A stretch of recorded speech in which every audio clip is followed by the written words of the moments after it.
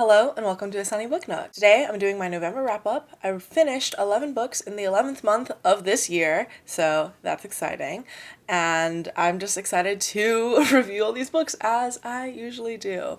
I read quite a few children's books this month this past month. Yes, I do count them. I don't care that they're picture books. They still are books and they deserve to be reviewed and counted in the number of books that you read. It's not cheating or whatever.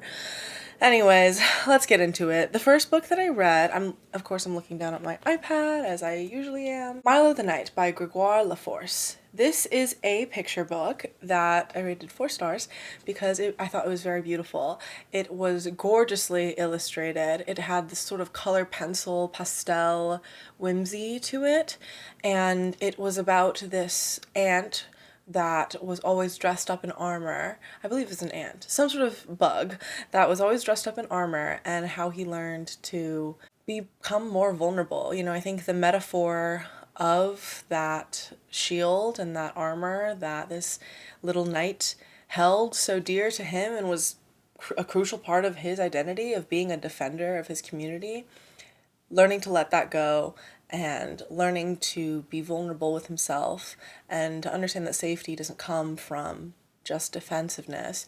I think that's a really beautiful message to give to young children, one that they really should learn.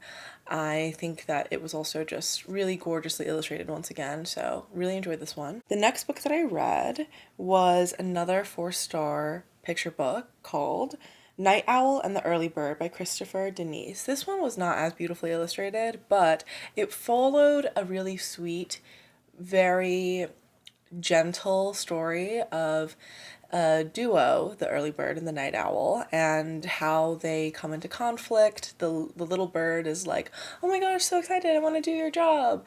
And the owl is like, oh my gosh, not this again. It's a very cute dynamic, and again, it's something that kids can really take away from in understanding how our relationships to each other are ones that can be mutual, even if they don't seem like they can be at the outset. It's a really, really sweet story and a very delightful picture book. I think there's other books in this series as well, but I haven't tapped into that. All right, then the next book that I read was Tainna, The Unseen Ones, short stories by Norma. I think it's called Tainna. I'm not sure. This is a short story collection of Inuit people and women and men, their encounters with the world, with the dead, with spirits. It had a real sort of delightfulness to it, while it was also very dark and grounded in reality. I guess by delightfulness I just mean the sort of way that magical realism or spirituality was melded within these stories, and it felt almost like sardonic at times, the humor of it, the way that it characterized different people's relationships. There was one story about a priest that was sent, up to the north and was serving this Inuit community in, doing his sermons every week and doing his Catholic bullshit. And it's basically about his relationship to the different members of this community and the understanding the mores of the Inuit people that he serves. And there's also a story about a drunk old man who is recollecting on his life and his father figure. This was a really good short story collection, basically, and the way that it talked about the Indigenous experience, the way that it was really focused on showing the details of people's lives as they are in this creative and really beautiful sense that holistically addresses the complexity of familial relationships, of intergenerational trauma, of colonization, the consequences of it over the generations. It was really, really lovely and well written and smart. There was, of course, some speculative elements as well, but it was so real, and a real sense of respect for the individuality and experiences of different Inuit people, I think, was really brought to the forefront of this story collection. Really enjoyed it. 4 to 5 stars. Next book that I read was The Hard Switch by Owen Pomery. I think this is translated from French or something like that, but this is a graphic novel that is a space science fiction graphic novel following this sort of crew made up of an octopus in this sort of tank thing and two different women who are from different cultures on different planets. And it's about a sort of a heist almost that goes on, or what they are trying to get done as this space empire, the method by which different people transport themselves across different planets is sort of imploding. It's gonna go out of existence. The raw material that is required to jumpstart the trek from different planets is no longer available, essentially, and like what the social consequences of that are. And we see this within their interactions with these different systems and institutions and pieces of infrastructure that delineate and encapsulate their world of space travel and their cargo ship, essentially, or how they make their money. It's very interesting. It really created a world of its own that was very much borrowed from and a part of and within the legacy of stories about space and sort of space governance and space travel that at once still felt kind of refreshing and new and interesting. I really enjoy the graphic novel form as something that can tell stories in a particular way using image and text and narrative. I think this book did it pretty well. I enjoyed it and I rated it 4 stars. Easy, quick read, science fiction, love. The next book that I read was Full Speed to a Crash Landing by Beth Revis. This is the first book in a new series called Chaotic Orbits. This is a very short space novella that follows a quirky main character, female main character, she really got on my nerves because of her sense of humor and like horniness and the way that she spoke and her flippancy. There's a lot of that really grated on me throughout the narrative. But then at the very end of the book, once the reveals kind of went through, I was like, wait, this is a gag. Like at first I thought this was going to be like a 2-star novella, like whatever. I didn't waste too much of my time. It was just like a cute little space story with a romance to it, and it's another mission, like heist story. So basically our main character, she is someone who is a scavenger, basically. So like on shipwrecks and stuff that are on different planets, she in her ship will then go to those shipwrecks and scavenge metal to sell. She encounters this sort of like more corporate or government type spaceship out that had to save her from dying because her oxygen tank and levels are running low. And we meet her in the very first page of her being in her little ship, like nearly suffocating to death, trying to get the signal through for these people to come save her. Then she sort of ingratiates herself onto the crew. And the crew itself as like a spaceship dynamic was also really interesting. I really enjoy reading about crews, like in the sense of these different characters are being thrown together for a specific mission within the sort of institutional boundary of we're all working for the government in this way and we all have our own roles. Like I always think that that's very interesting and fun to follow, like with Annihilation, for example, or in a lot of or like in Mistborn, that trilogy, this sort of crew that comes about, all the ways that different characters with their different abilities or their different specialties then can contribute to the mission. And so I think like that was a really interesting part of this story as well. So basically our main character, she ends up sort of flirting with this guy who has some role of authority on the ship. And she ingratiates herself into the mission and onto the space crew, and is basically like, hey, like I have specific skills that I think could really be put to use for what you're looking for, so please, I can help you. And so basically we see her as she does that.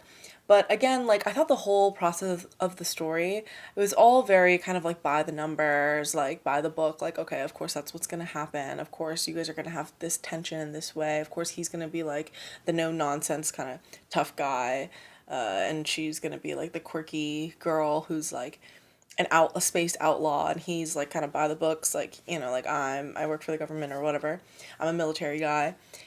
But then it became something really interesting in the last like fourth of the book, fifth even, like at the very end. I was like, oh wait, I see what's happening now. Like the book really does that. Like, it really gags you in that moment where it really tells you, like, oh, what you think has happened throughout the course of this, that was not what was going on. This is what was happening, actually. It's something much more interesting and a larger scheme of whatever the fuck is going on. It starts getting revealed to you glimpse by glimpse. So I'm really interested in reading the second book in the series.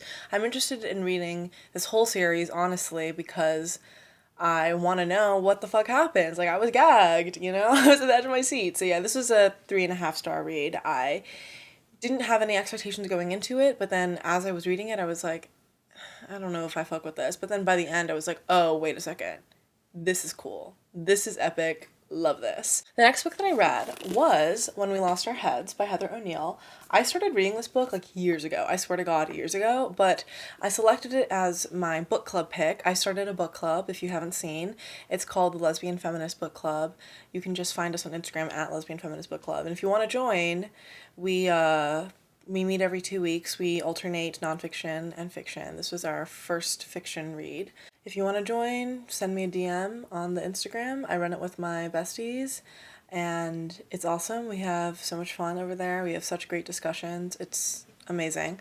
It's free to join. Anyone can join, unless you're a man. If you're a man, don't try to join my Lesbian Feminist Book Club. The fuck? What do you think you're doing? Anyway. This book was a really interesting one. It is sort of it's a retelling of the French Revolution, but with an all-female main cast, and it's set during sort of like the Gilded Age in Montreal, or Quebec, yeah. And this book is very on the nose and has a lot of imagery to it and sort of overdrawn metaphors in a way, but it was still very enjoyable. Like, it was a really fun read. It had real quirkiness and whimsy to it, and the sort of lesbian desire and lesbian formation of identity, the feminist politics, the class politics, the characterization of these worlds as articulated through the perspective of characters that we see from when they're young children to when they're older, the fraught dynamic between two girls.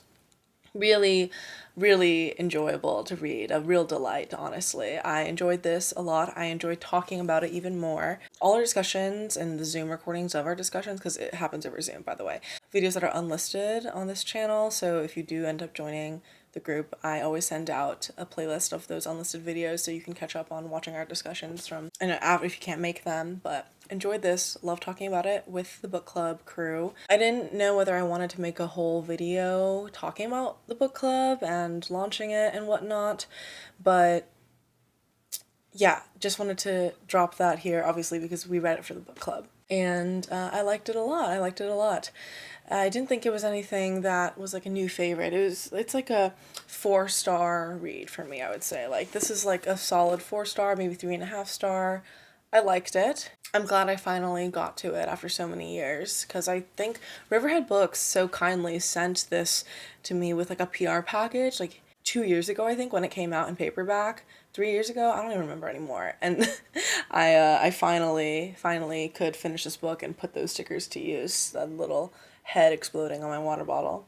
Oh, if you're watching this right now, go drink some water right now. I feel like I already talked about it enough on the book club live stream, or not live stream, the book club Zoom call, that I'm like, don't really know if I have anything else to say. We talked about it so extensively and it was so interesting. I loved hearing everyone's thoughts as well. Oh, we also have a Discord, but the main method of communication that we use is just email. So I'll send out an email to the whole list of people who've signed up to be on the at the book club. And that's how I determine like what are good days for meetings. I also recently instituted a 2 meeting per book sort of policy or like discussion schedule, where because we have a lot of international book club members, international to me and my friends who run it, primarily me and my friend Reem run it, and we're both based in the Midwest in the United States of America. But a lot of people who are joining and who are active participants in the book club, whom I appreciate so dearly, are based in the UK or in the Middle East or in Asia, etc., like just in different continents, I guess. And so it just didn't seem fair to just run 1 meeting per book. And I also heard from our chat Discord that, from our book club Discord chats that Sunbeam's Jess, whom I adore, hi Jess if you're watching this, she does a similar thing for her book club because, you know, if I am trying to, I feel like I'm just rambling about the book club now, but whatever. If I'm trying to do sort of a weekday evening a weekday evening for me and people who are in the US, because people work during the day, that would be in the middle of the fucking night for people who don't live in the Western Hemisphere. And if I do sort of the middle of the day, obviously that's evening. If I do the middle of the day during a weekday, middle of the day for me, like that sometimes can be hard for me because I might be working, but that is better for people internationally because they'll be off work in the evening sometimes. I don't know. It's hard, but we're making it work. And I think the 2 meetings per book where the discussion, it's not like you show up to both. Obviously, you show up to one or the other. The discussion is going to be the same in the sense that we're talking about the same book and in its entirety. But anyways, yeah. And also, like, there's not really any pressure to finish the entire book before you show up to the book club. Oftentimes people will just say, yeah, I got through the first 2 chapters, or I got through half of it, just fully knowing that when you go into the Zoom discussion, it's gonna be, spoilers are going to be involved, I fear. Like, you got to talk about the book. So anyway, When We Lost Our Heads, my 6th read of the month. The next book that I read was The Mushroom at the End of the World, On the Possibility of Life in Capitalist Ruins by Anna Lowenhaupt Tsing. This book was a nonfiction sort of anthropological and ecological study of a particular mushroom, the Matsuke mushroom. Matsaki? I'm forgetting what it's called. Anyway, a particular type of mushroom that has cultural significance and social significance in Japan and the market economy surrounding it. And she interviews a lot of the mushroom pickers who are Cambodian or Hmong refugees who live out in like Northern California. And then also like white vets of the Vietnam War and of various US wars who are now sort of like libertarian, living off the land type people who also are in the mushroom economy. I mean, of course she brings in the sort of economic, like, capitalist ruins thing into the analysis of the mushroom market economy, the institutions involved in selling, trading, buying, consuming, gifting mushrooms. And it's really interesting. It's an interesting case study, but I felt that some of the political conclusions that she came to and the cultural examination of these things, of this market, of these interactions of culture as a result of colonization and violence were not necessarily as deeply interrogated or challenged as I wanted them to be. And I felt that because of that, it was not as interesting as this book could have been. Like, truly, this was a book that I should have loved because it really combines a lot of things that I really enjoy reading about, which is ecology and nature and space, people and geography and anthropology and economics, sort of mushrooms as a symbolic and metaphorical, yet literal manifestation of capitalist ruins, of things that you cannot produce but can only collect and forage. There's a lot going for it on the onset of this book. Like, I think that a lot of people would really like it for those very reasons. However, I felt that it felt short of this. I didn't like that our author didn't even really talk about sort of the colonial relationship Japan had to some of the other groups that she's talking about, and herself being Chinese.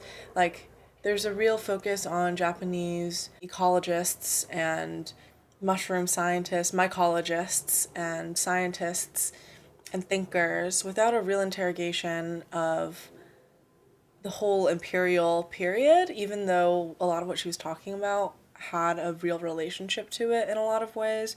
I mean, she talks about like the Meiji era restoration, like, and how that had to do with the way that rural areas in Japan became not centers of culture and community as they once were, and what that meant for the Matsaki mushroom trade. Anyway, I just thought it was fine. Like, I rated it 3 stars. I wish that it had done more. I wish that it didn't drag so much on things that I didn't really care about and focus more on things that I did care about.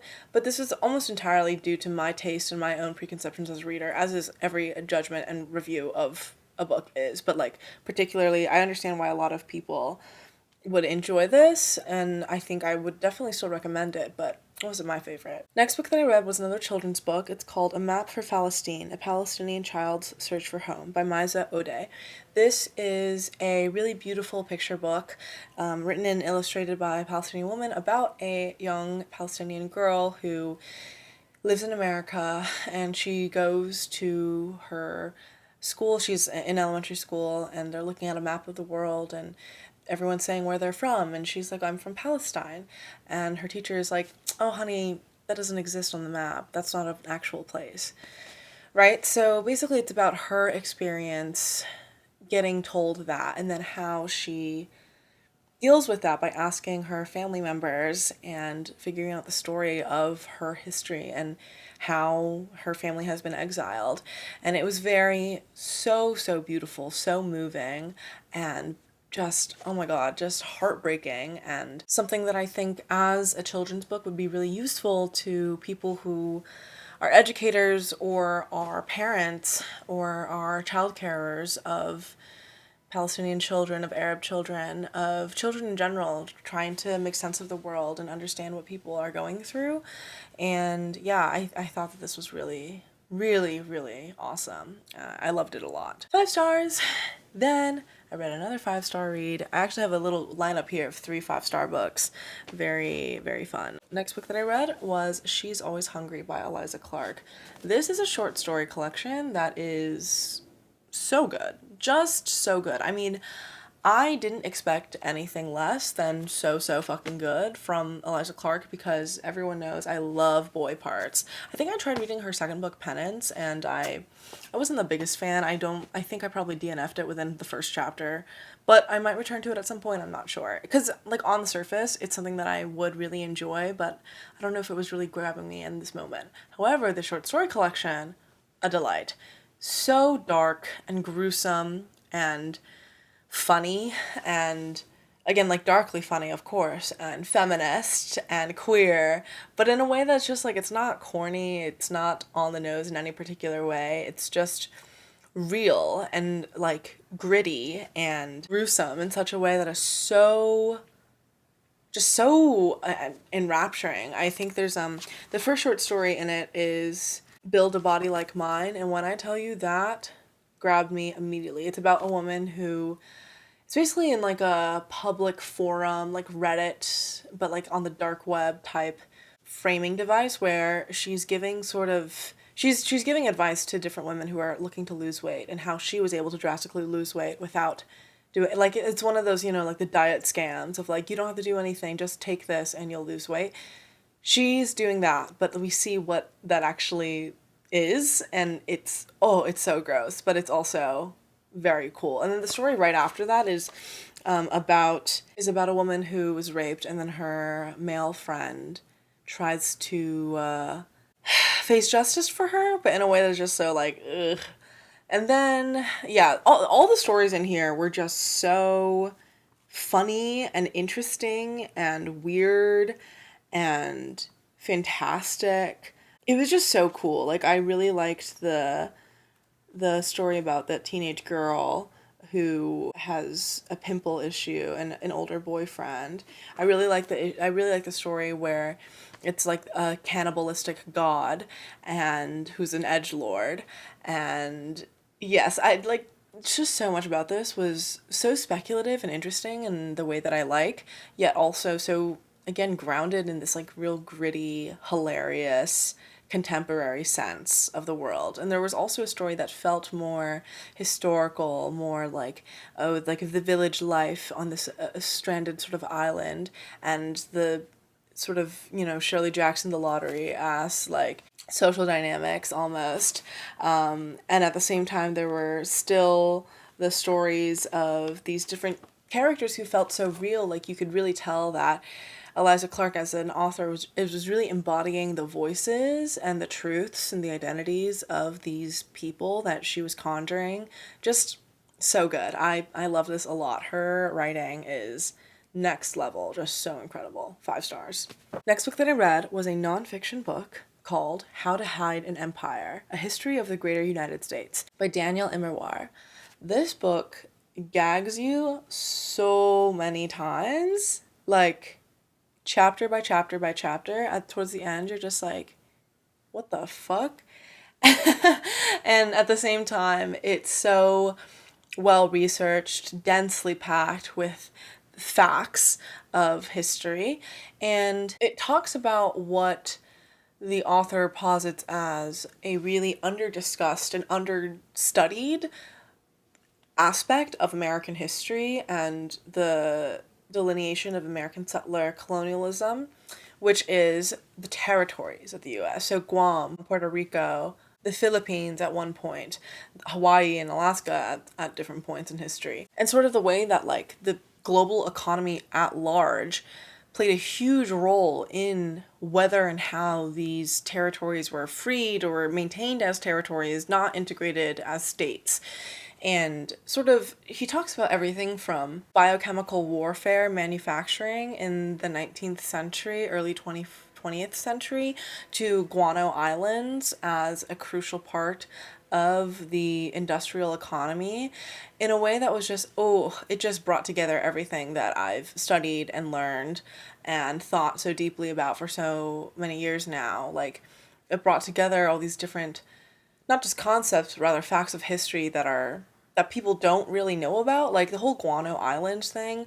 After learning about that in college and the way that native labor was exported and used in this way, also Samoa, oh my gosh, like, wow, everything about this book in terms of how it gave information to you and taught you how and why things are the way they are, so awesome, so cool.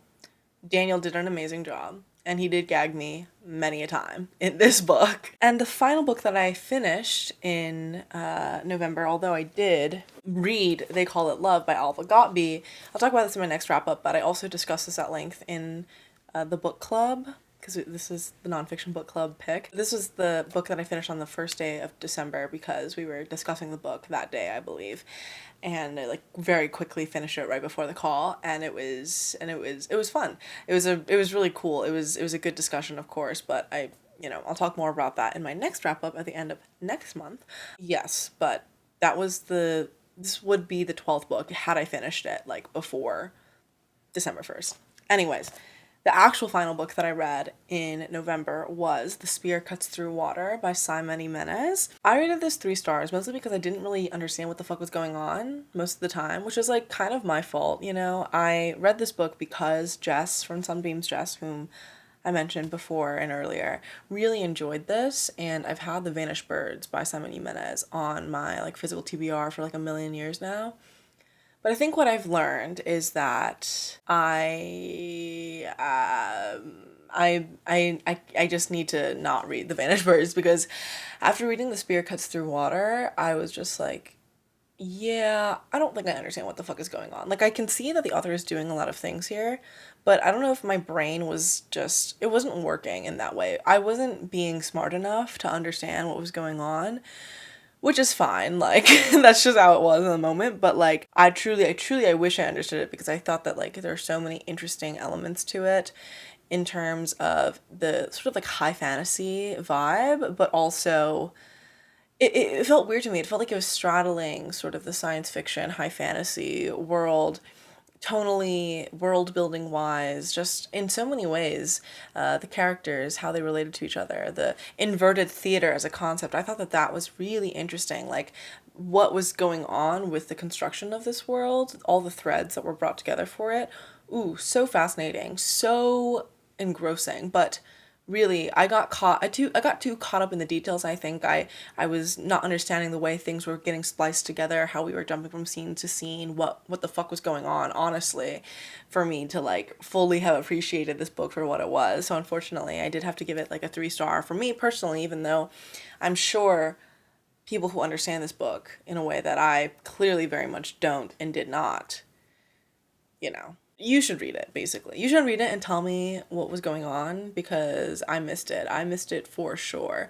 This is how I feel when one of my friends read The Starless Sea by Erin Morgenstern after I did, and she was telling me about her thoughts of like what meant what and like the symbolism of these different things, and I was like, oh, now that you mention that, see how I missed that? See how I was a little stupid for not getting that, and that was kind of obvious. Like, that's how I feel. That's why I love running the book club, because I love hearing what people have to say that, like, it compels me to think more deeply about what I am taking away from a book. Like, that's my favorite part of any type of literature study and deep analysis, and what we really need to be doing with all media, which is critically consuming it. But anyways, that is all I have for you today. Thank you so much for watching this November wrap up. Let me know in the comments if there are any books on this wrap up list that you particularly would want to read. I would love to hear, or if you've read any of these books, what you thought of them.